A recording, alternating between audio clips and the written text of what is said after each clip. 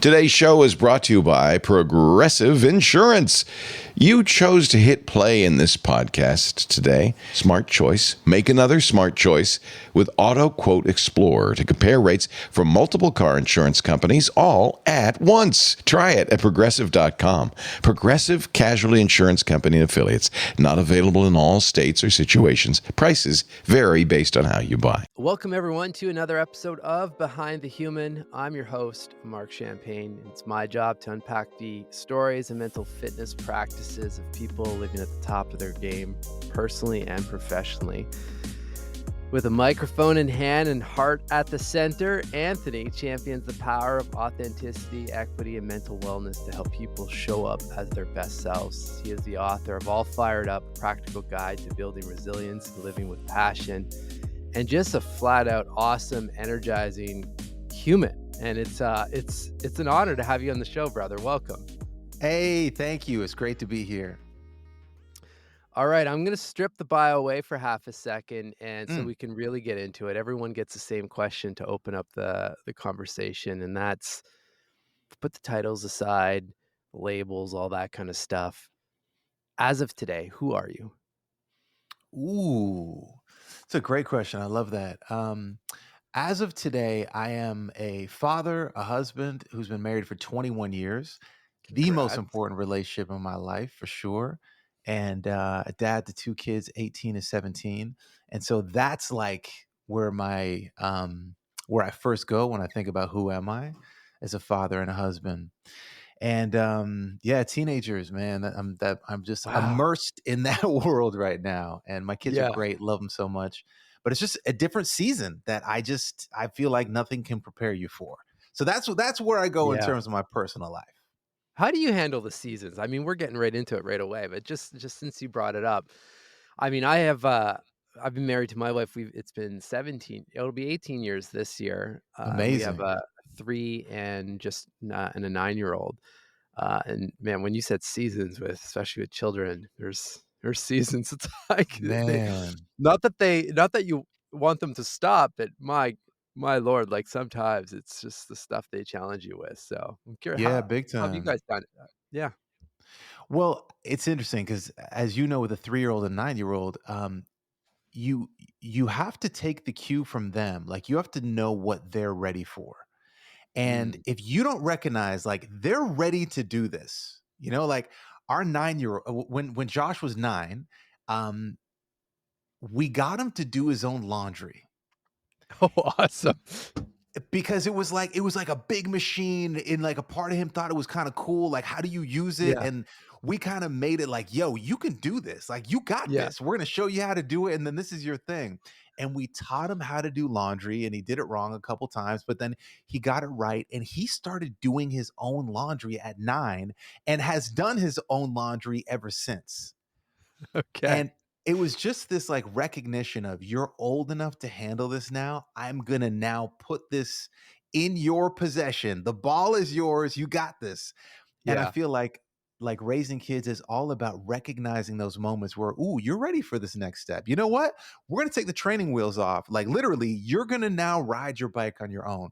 And I feel like as they get older, those things get way harder.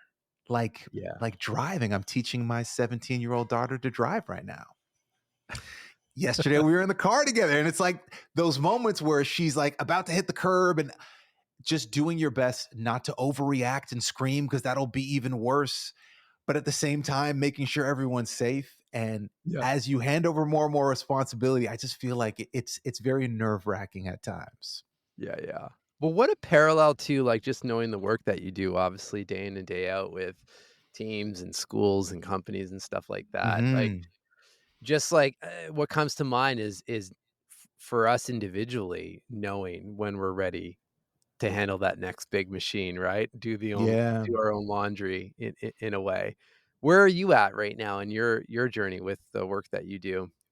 Yeah, for sure. So yeah, personally, for sure, like dad, husband, and just all that teenager energy, and just try to keep Yeah. up with them. And then professionally, I'm a keynote speaker and I'm a screenwriter. So sort of half of my day is spent writing stories and coming up with plot twists and character arcs and meeting with producers and getting notes and getting more notes and getting more notes and learning how to take the note behind the note. That's kind of Yeah. half Yeah. of my life. And then the other half is being a keynote speaker and speaking to organizations and teams about what it takes to be your best at work and at home. And what are your self-care practices? How are you supporting yourself for people that are allergic to that, self-care, mental health? A lot of people, they hear that Yeah. and they turn off. Oh, that's not for me. I'm from a different generation. And the truth is, okay, let's use different language. How do you support yourself so you have enough energy to get everything done at work and come home and be your best for the people that you've dedicated your life for? How are you supporting Mm. yourself?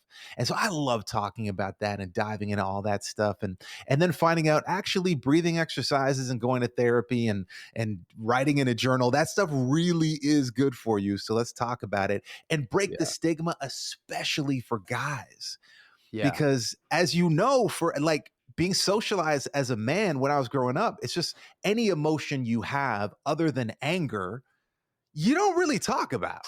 You just No. kind of shove it down. If you're feeling like lonely, we don't talk about loneliness as guys.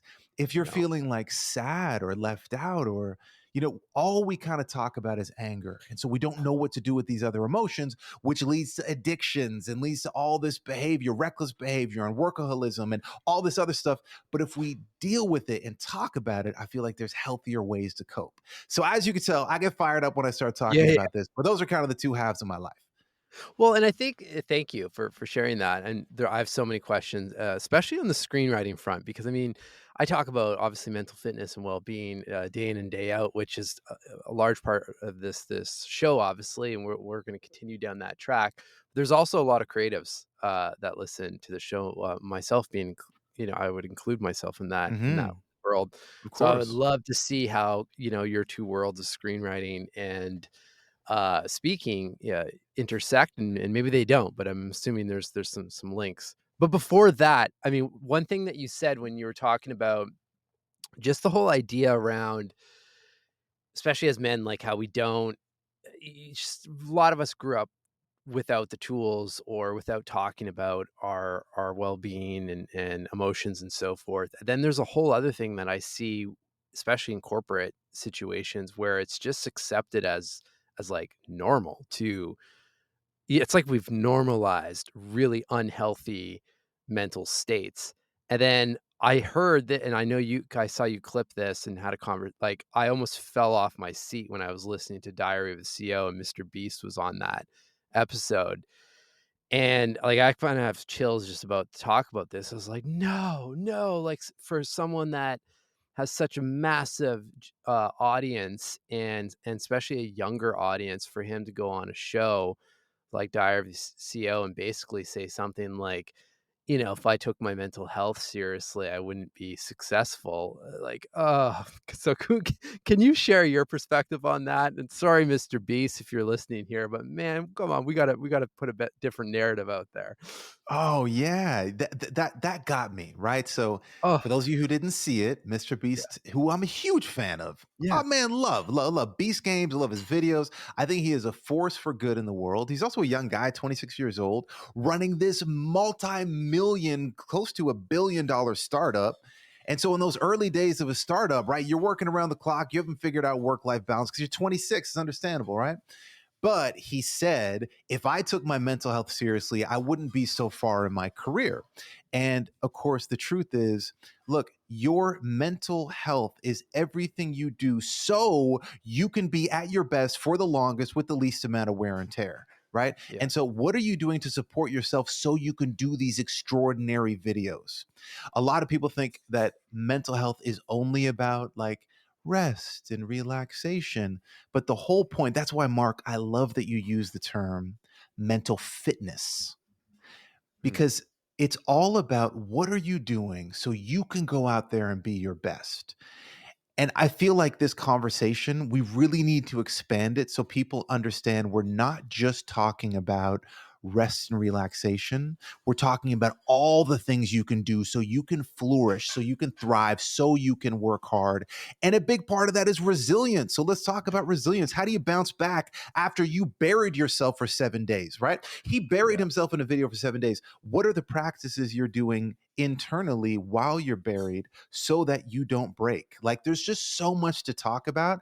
And I feel like, unfortunately, the way it was framed was just very dismissive of the entire conversation around mental health.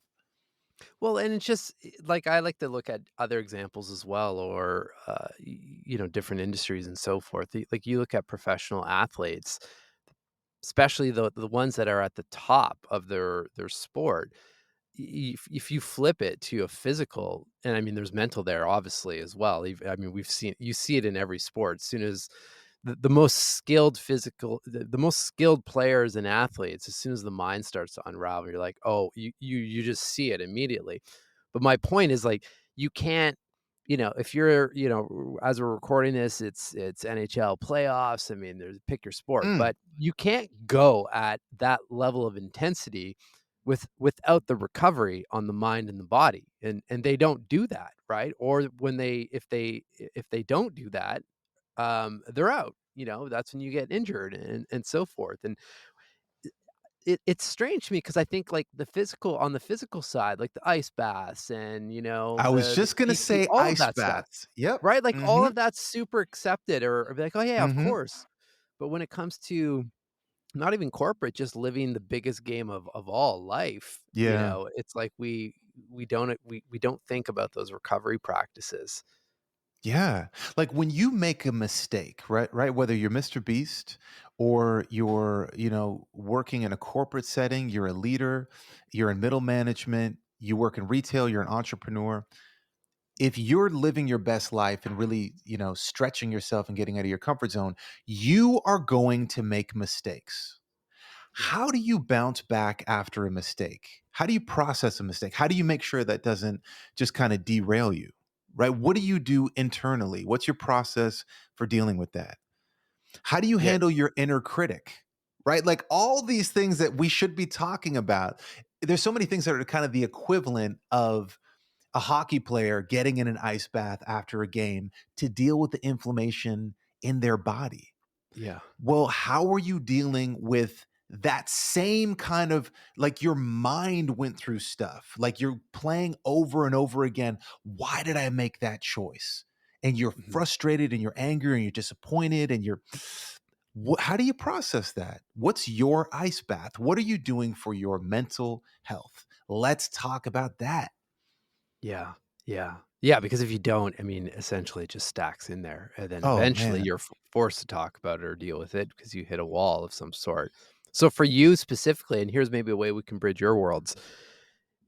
In order for you to be at your best self, if I think of screenwriting in terms of I mean, I know little about that world, but my assumption is, like, your mind's got to be somewhat clear to surface good ideas and form the links and see the story and all of that.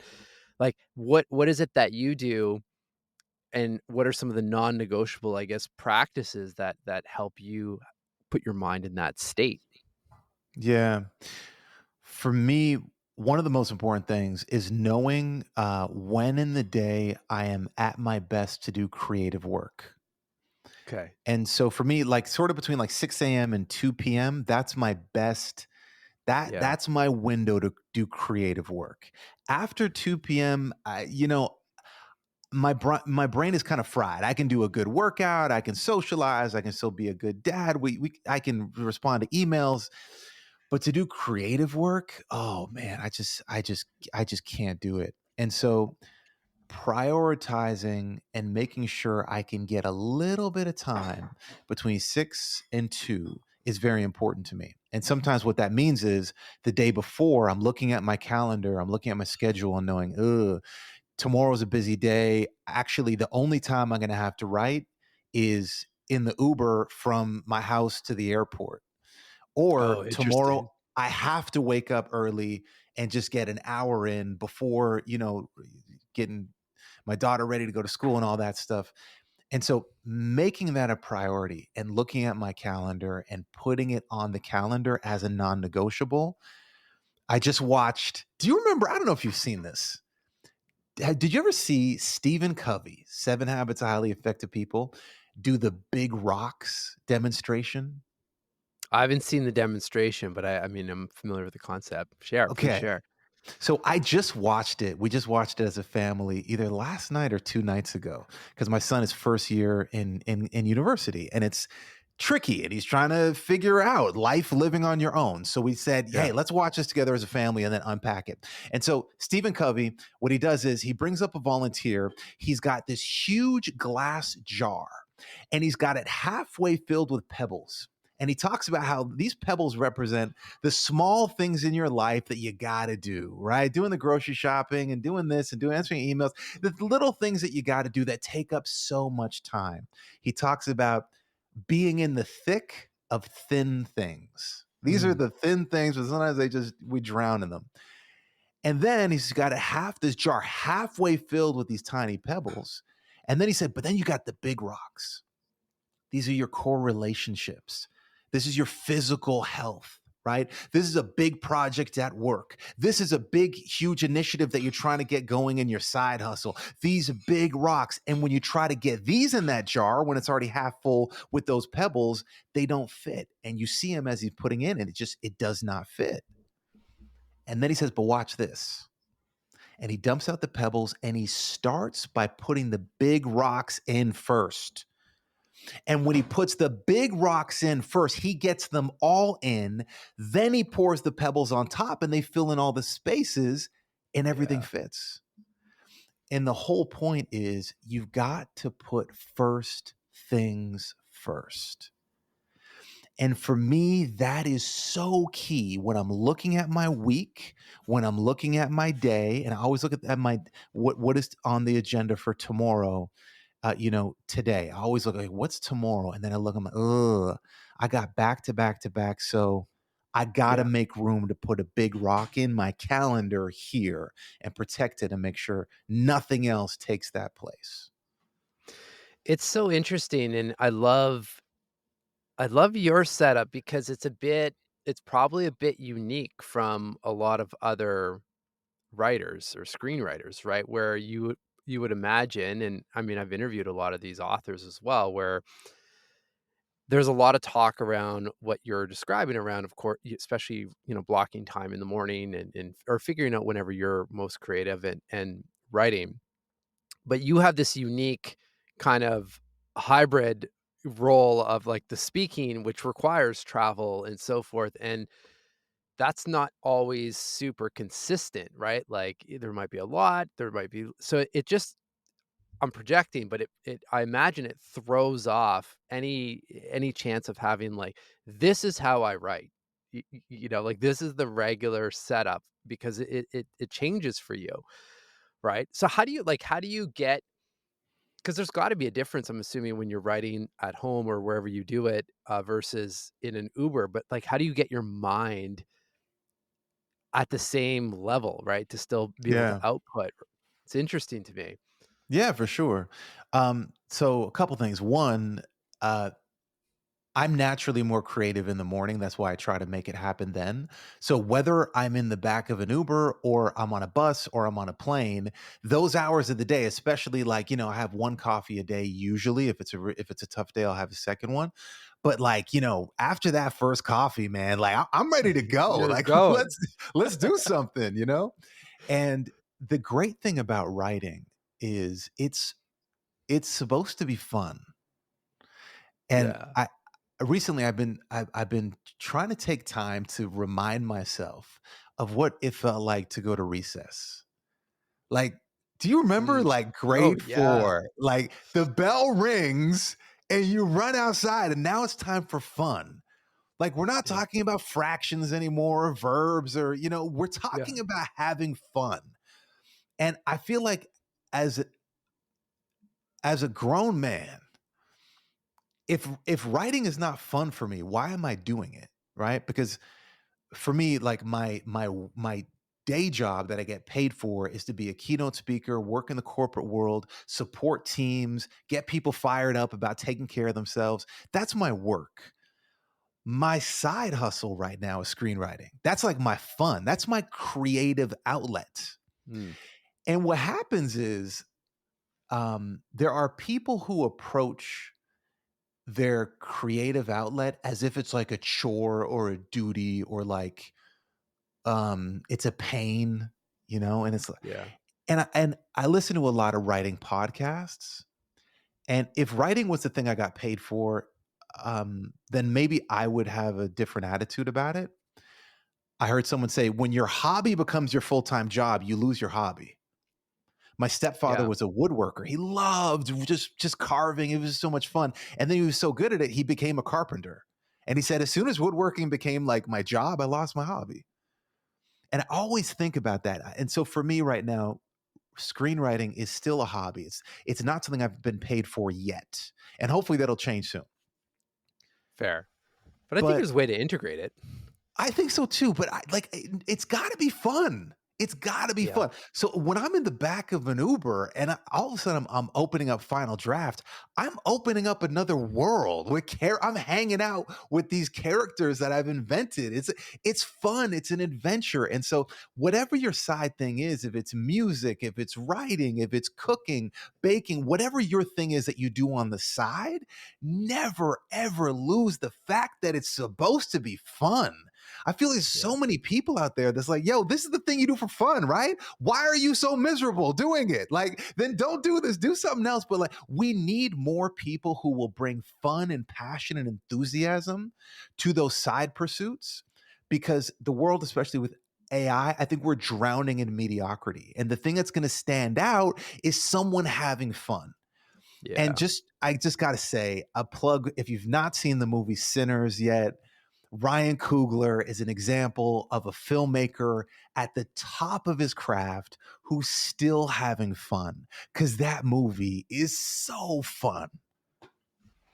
Well said. It's almost like you speak professionally or something. I love this. You've got beautiful energy and beautiful way to tell stories. I mean, here's where your worlds do intertwine, of course. Okay, I've written down fun because I do want to come back to fun. I think there's something to chat a little bit more about that, especially with teams and just in general for us.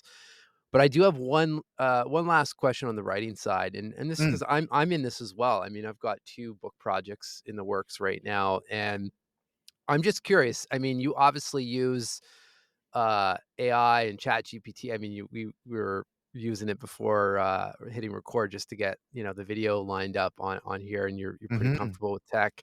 What what's your take, and how if at all have you been using any AI tools to help in your writing process? Yeah, for sure. So I find formulating a good input is the best way for me to get out of any creative block. Mm, And so if I'm writing and I'm stuck on something and I just don't know what I need to happen next, or if I'm writing and I'm writing a scene at a dentist's office and I need to know like in quick succession, I'm going to have this dentist talking to like 4 different patients. What would a dentist say to 4? And like, I know you got to floss. Hey, you got to yeah, brush the teeth at the very back. Right? Other than that, I don't know. What would it? And so I'll ask ChatGPT, hey, give me like 10 things a dentist would say to a patient. And then I'll go through that and see, okay, I kind of like this, I kind of like that, but I'm going to make it my own. So that's one thing. yeah. So I do like that. The other thing is if I'm stuck on something, um, I will take time in crafting a prompt. Hey, I've got this situation. This is what's happening. Someone's holding a dentist hostage, and now the dentist has to use the supplies around to get out. What are some supplies the dentist might use to get out of a hostage situation, right? Yeah. And what happens inevitably is AI will give me some terrible ideas that are just like baffling. Um, and I'll sort through and be like, "Okay, this is terrible. This is terrible." Okay, This one's terrible, but you mentioned a tool that the dentist uses. I'm going to use that, but now I got my own thing. Yeah, And yeah. often just like coming up with the prompt and explaining like what I'm trying to do, sometimes even then I'll just shut it down and go back because now I have the answer. Because just articulating the question helped me get the answer. Yeah. I find it's been, like, I almost feel like I'm directing a project Mm. when in it whether it's I use a lot of Claude AI and of course, ChatGPT as well. Hmm. But it's the same way that you're using as well, like, just, as I'm working on a nonfiction and a fiction, fiction's new for me, so it's been really helpful just, I don't asking questions, around structure and character development that, like, I just haven't done before, and it's almost you feel like yeah, like you're directing something with someone until other humans will come into play, as you bring in your editors and so forth. But at least at the first stage, like those first draft eras, it's like I don't want any bias anywhere from outside editors and more so like pull out the ideas and like work it with maybe technology in some capacity and then kind of create from there. So it's I'm just curious because I feel like it's going to be one of those things where it's going to be controversial. I mean, probably already is, and especially in the art world. And I'm like kind of living between worlds in a way of like there's actually it seems like a really good tool, and it doesn't eliminate the creative human behind the project. It's just I think it's depends on how we use it, and and who knows? Like if you feel like if you get a bunch of impact and able to move people and have a bunch of benefit. I mean, who am I to question how you got there? Yeah. I mean, I think for a lot of us as artists, thinking about it as a tool that the artist uses rather than a tool that replaces the artist, Yeah. that's the most important thing for me, right? It's a tool that I can use from time to time. I want to write. I enjoy writing. I'd rather AI fold my laundry so I can write. Yeah. But using it as a tool, the way we used dictionaries and a thesaurus and Google, using AI as a tool to help us in our writing is fine. When it replaces the writer, that's a problem. Yeah, for sure. All right, thanks for going down that tangent with me. Yeah. Let's go back to fun.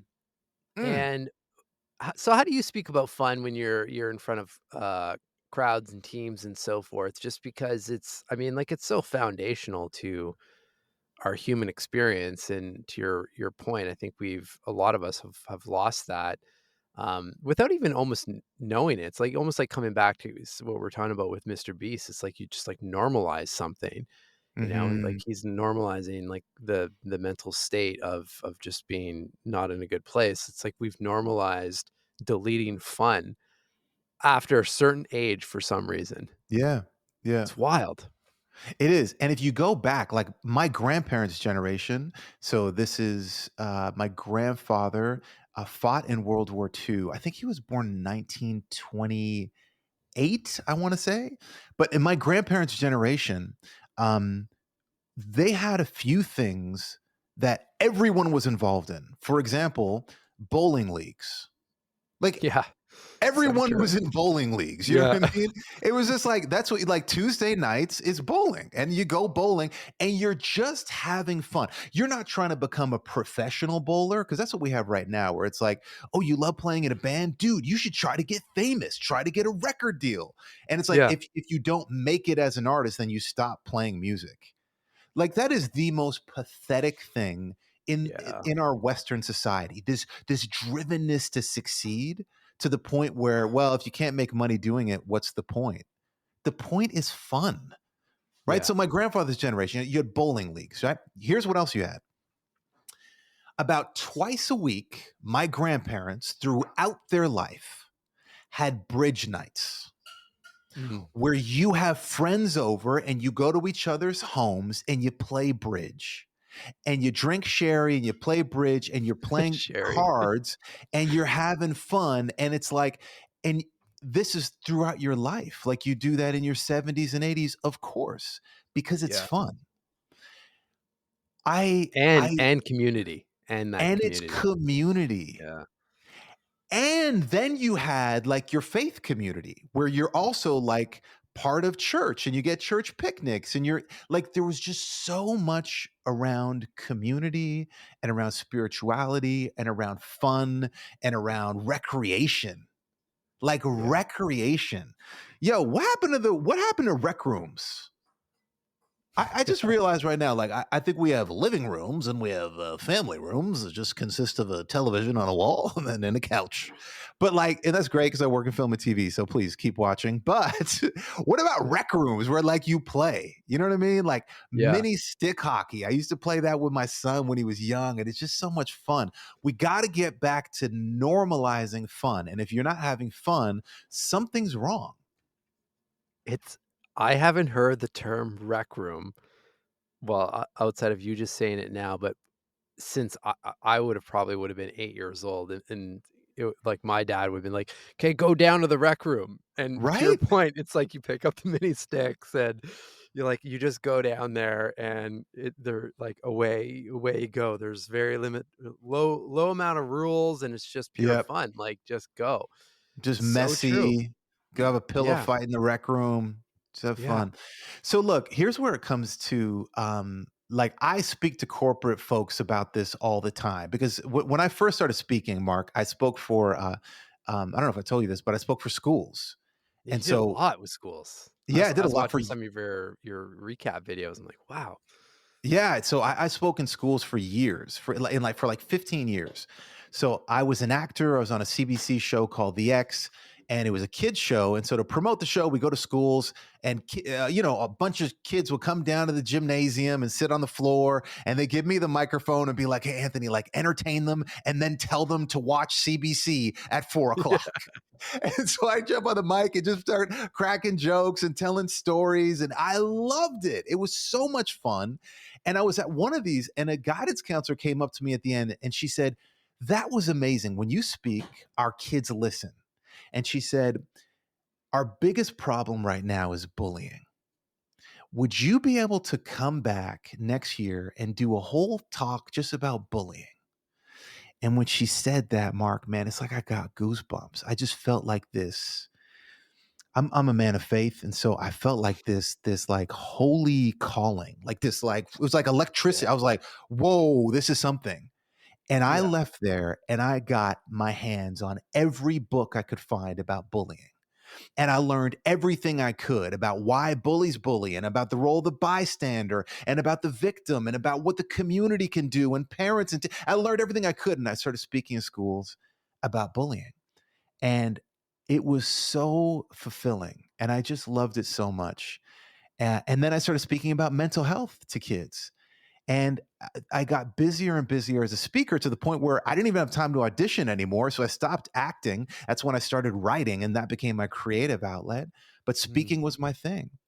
And I was so used to speaking to kids, whether the high school students or kindergartners, I was so used to speaking to kids that when I got invited to speak for teachers, I was terrified because these are grown-ups. These are adults. These are Yeah. people that have more education than me. Like, what am I going to say to adults? Like, well, how am I going to speak to grown-ups? And I was so scared. But I found something out. Teachers are just people like the rest of us. And just like kids, they love hearing a good story. And Mm. that's what I love to do when I talk to kids, is tell them stories. And I realized, wait, teachers like stories too. And so I started speaking for teaching groups and teachers. And I was like, oh, wait a minute. I like speaking for teachers now. Then I got invited to speak for administrators, principals. And now it's like, no, I can't do this, man. I was shaking in my boots because these are not teachers. These are the principals. These are like you get called to the principal's office. I was a class clown. I spent a lot of time in the principal's office. I can't speak to a room full of principals and administrators. But when I got in a room full of principals and administrators, I realized, oh, I get it. You're just people. And You you like love a stories? good story. You love a good story too.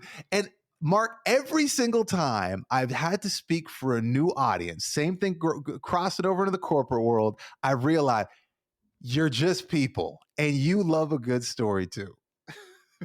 Are there any other that was good because I had that question for you. I was curious to see when you contrast and you think of your time spent with students and then corporate teams and leaders and so forth.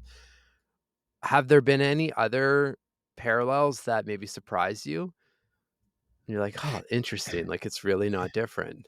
Yeah, here's what's crazy, man. Here's what's crazy. So when I speak for students, right, I'm saying, yo, I'm saying, man, I'm saying, bro, I'm just being myself, right? Yeah. And I'm just being real, talking about the movies I like, the music I like. And so I'm just being real. The first time I had to speak for a room full of educators, I found myself speaking in a slightly different tone, a little more authority, and just kind of, just reaching for my academic, underpinning of everything I'm saying. And I realized real quick, and the same thing when I went corporate, I was like, oh, I gotta button up here. Man, you know what I realized? Your authentic self is your superpower. Yeah. Like, yo, I don't know if that sounds like buzzy right now or authenticity is I'm telling you, it's real. Your authentic self, if you are like whatever you're into, like if you're super into chess or you're super into Dungeons and Dragons or you're super into like technology or whatever you are authentic, or you're just like a sports person, whatever you're into, if you really lean into that, it's actually fascinating. Hmm. You are fascinating. But as soon as you try to kind of be someone else and like speak from the superfluous, and I don't know, as soon as you change Yeah. and now you're trying to be something else, it's like you lose your power. It's like as soon as you're yourself, you're kind of like in Super Mario when you jump on the star and now you're invincible. Like when you are yourself, you jumped on that star, you got invincibility. But as soon as you try to like be someone else and you're no longer being your authentic self, you lose your shine. And Yeah. so when I'm in front of these corporate folks and I'm speaking to a room full of HR professionals, I am yelling at them like, yo, stop being boring. What are you doing? And Yeah, it's yeah. funny. They love it because I'm bringing value. I'm bringing tools that I know will work. And when I speak to HR folks, they already know all this stuff, but HR needs HR. Sometimes they're so busy taking care of others, they're not taking care of themselves. And Mhm. I'm bringing an energy that I think they find refreshing. And it's amazing because I'm telling you, when you are yourself, no one can touch you when you are yourself. It is your superpower. Well, I think we feel that as humans, right? Like, we can feel when someone's really being themselves, and the other thing on the other side, like, man, the energy it takes to be someone you're not is, like, 10x, right? Versus just, like, "This is me," and step into that and own it and follow, the message and whatever you're putting out there of service. Like, it's once you can get over the mental piece of it, I think it just becomes easier and easier Yeah. 'cause it's Yeah, exactly. I was just going to say, as you said that, I had an acting coach one day who told me that he went to audition for a TV show. I don't know if you remember Murdoch Mysteries. yeah, yeah. So he's in the room, he's auditioning for the show. He said, it's been like a year. I haven't booked anything. I'm so nervous. I need this. And I'm going for the role of a funeral director. And so I put on a suit and I go, and he said, I get in the waiting room and I look around the room and there's all these other guys in suits, a little taller than me, a little better looking than me. And he said, I looked at one guy with his perfect suit and I was like, man, that's the guy. That's the suit. That's the suit. If I was wearing a suit like that, I'd get this role. And he's like, that's the guy. That's who they're looking for. It's not me, it's that guy. And he caught himself. And he's like, "Oh, no, no, no, no, no. I'm not doing this. I'm not doing this." And he said, "I had to get in my own skin." Mm. And he said he played basketball in college. And he said, "Anthony, it might sound weird, but to get back to like my power, to get back to my in my own skin instead of looking at everyone else, I just went over to a corner and I like pretended to dribble a basketball. Like literally like pictured myself dribbling a ball behind my back, through my legs, like picturing myself like buttery with it, just like flowing with it until I was like, man, I got this. I got something to bring." And he went in that audition and he booked the role. And what's amazing to me is we all have that moment where we look at someone else and we think they're doing it right. If I was more like them. And so for me as a speaker, my personalities, I am kind of big and I'm kind of loud and I will like run around and have big energy. But sometimes I look at other speakers who are more refined and they can stand and deliver with such poise and elegance and they can bring you to tears. And I think, man, that's what it means to be a real speaker. That the stuff I'm doing, this is a circus. I'm getting people all pumped up, but nah, man, if I was a I would just be able to stand and deliver. And I've realized by speaking to other folks who are the ones that kind of stand and deliver, who are like, man, I wish I had energy like you. Yeah, yeah, I wish I exactly. could run around. I had to feel, man, your stage presence. And I realized, let's not do this. Whatever your power is, stand in your power because it's beautiful. And we don't need a bunch of copycats. We need you to be you. Yeah. Well said. So how do you catch yourself? Because you're human, and I know you well enough at this point to know that you're always trying to grow and evolve and so forth. So you've got to be somewhat critical of yourself, but I think there's probably a healthy balance there, right? So what works for you to catch yourself around like, okay, I'd like to be a little bit better here. Um, and not get sucked into like, you know, toxic comparison. Yeah. Um, this is something I work on all the time. This is not something that I have down. And so I don't have a college degree. I don't have any post-secondary education. And I speak about mental health, and I am not a psychologist. I am not a social worker. I'm not a therapist. I'm not a counselor. Um, and so I'm very aware of the fact that I'm speaking about mental health while not being a practitioner, right? I'm an advocate. But there are times when I think like, who am I to speak about mental health? Who am I to Yeah. be in a room of leaders and say, I have something to share. It's like master's degree, PhD, master's degree, social worker, Hey, everyone, who am I to Yeah. put my hand up and say I have something to share? And so that comparison and that feeling of inadequacy and that feeling of I am not enough, that's real for me, and that haunts me. And imposter syndrome is real for me, and it rears its head, and it's big. And what I found is when I was in grade two, I was usually the only black kid in my class, and I remember grade two getting teased because I was different and I was the only one. And I remember getting called names and all this stuff, and it hurt. And that feeling of being alone and you're the only one that's different, it was so isolating. It was awful. But I remember what happened when I felt like I'm the only one that's different, only one getting made fun of. And I remember what happened when one day a girl got made fun of because she had glasses. And I realized, oh, I'm not the only one that's different. It's me and it's this one girl. Hmm. And then I remember a few days later, a boy got made fun of because he had trouble reading. He probably had an undiagnosed learning disability. And so people made fun of him because he was different. And I realized, oh, it's me and it's this girl and it's this boy with this learning disability. And then someone else got made fun of for being the shortest person in the class. And someone else got made fun of because they didn't know how to throw a ball well. And someone else got made fun of for having freckles. And one by one throughout the year, at some point, every single person got made fun of.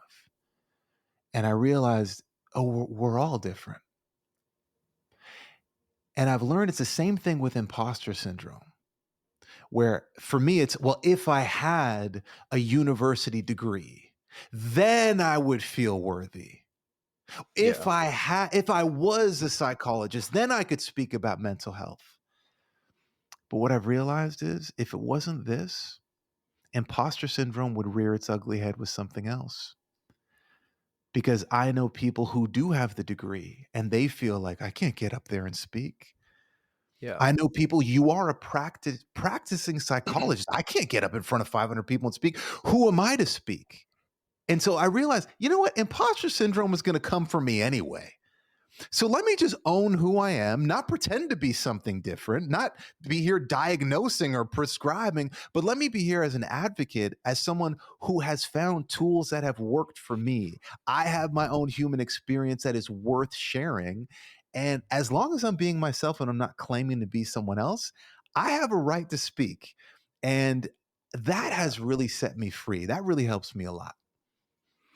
I have to share because I mean, as soon as you started describing that situation, like I literally had the exact same thoughts on my side, that almost word for word, and struggled with it for quite some time. I started looking like, okay, what kind of certifications can I look at, and this and like all that whole road, until I started noticing the feedback that was coming up in the breaks, and people would come up and say something to the effect of, it's so the way that you position mental fitness, it's just like I've heard about some of these things, but it's so relatable in like what I do day in, day out. And I mean, like my unique part is like I'm coming from the corporate world and I left it, to do something and went through my own thing, and I really had to use these tools and then study them now. But it's everything's presented from that lens of, yeah, I understand your back-to-back meetings, or if you've got to go into a business review, or you're pitching a brand strategy, or you need budget. Like, here's how you can use this stuff, right? Or if you're in sales and so forth.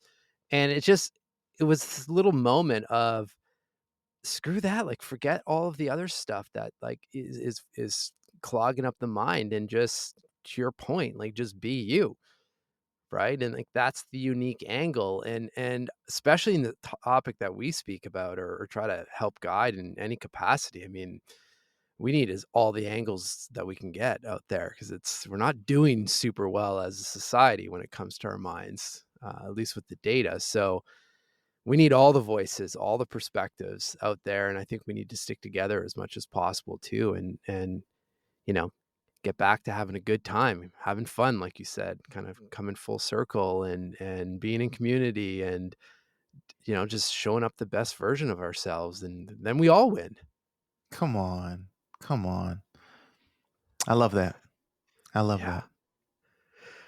Last question for you, brother. I mean, time just flew by here, and I had a funny feeling it would. If we project 6 months down the road or so, like, what's really got you smiling? What a great question.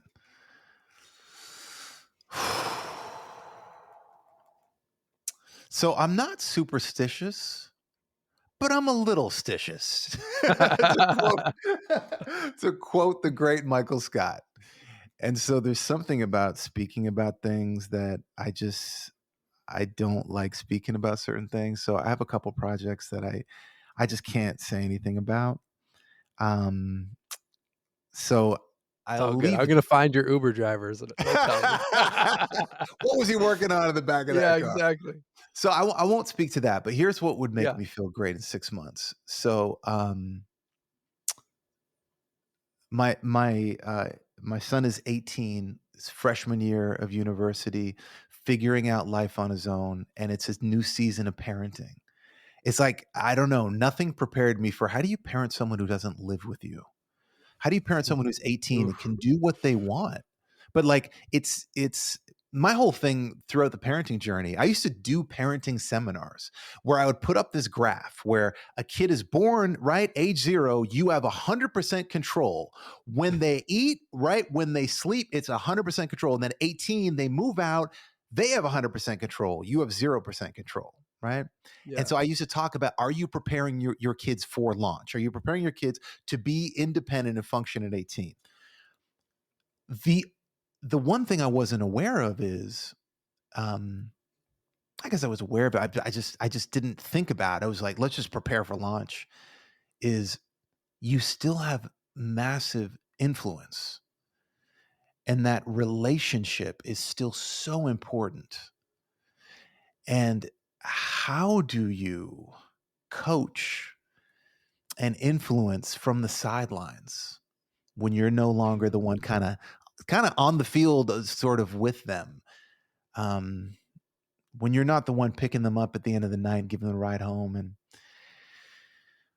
it's really, really, really tricky. And so what would make me happy 6 months from now is just knowing that my son's still doing well, that he's doing well, making good choices, and that I still have a great relationship with him, because we have a great relationship right now. But I can feel it when it's like, oh, I can't overdo this. Like, he doesn't have to listen to me. He knows it. And I can feel it when it's like, he's not listening right now. And if you keep on drilling, he'll turn you off, and he'll just stop even like texting you. Because right now he still texts me, calls, yo, Dad, what do you think I should do here? Right? Hey, Dad, wait. It's like, I just never want that door to close. I just always, and I know if I overdo it, he'll stop texting. So in 6 months, if we still have a great relationship, if he's making good choices, I'll be super, you will find me smiling. That is for sure. I love it. I love it. Well, I mean, I obviously don't know you that well as a father, but just from this conversation and the chats we've had in the past, I mean, I think your kids are pretty lucky to have you as their dad, and just your mindset and how you've navigated life and continue to, think and question and be out there and be you. I mean, like, there's the gift that they're getting right there, right? So I hope at least that you feel, pretty comforted and in a good place because of that. So thank you. And thanks for everything that you do, brother. Honestly, it's your energy is, I mean, this, obviously, this is probably why you do what you do, but your energy is next level, and it's a real gift, and it's something that I think we all need in this world, whether that's on a stage, on a podcast, in your screenplays, and whatever else is to come. So thank you for what you do. Mark, I feel the same way about you. Thank you for all the goodness you're putting in the world, the awareness you're bringing to mental fitness from a different angle that we need. So please do not give up. There's a great scripture that says, do not grow weary in doing the right thing, because in due season, you will reap a reward if you do not give up. So don't give up. Keep your hand to the plow. Keep doing the great work. Can't wait to read the 2 book projects that you're working on. Here's to the journey ahead. Let's go.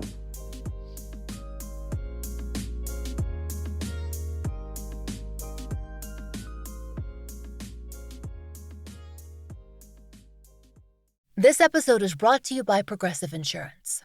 Do you ever think about switching insurance companies to see if you could save some cash? Progressive makes it easy to see if you could save when you bundle your home and auto policies. Try it at Progressive.com. Progressive Casualty Insurance Company and Affiliates. Potential savings will vary. Not available in all states.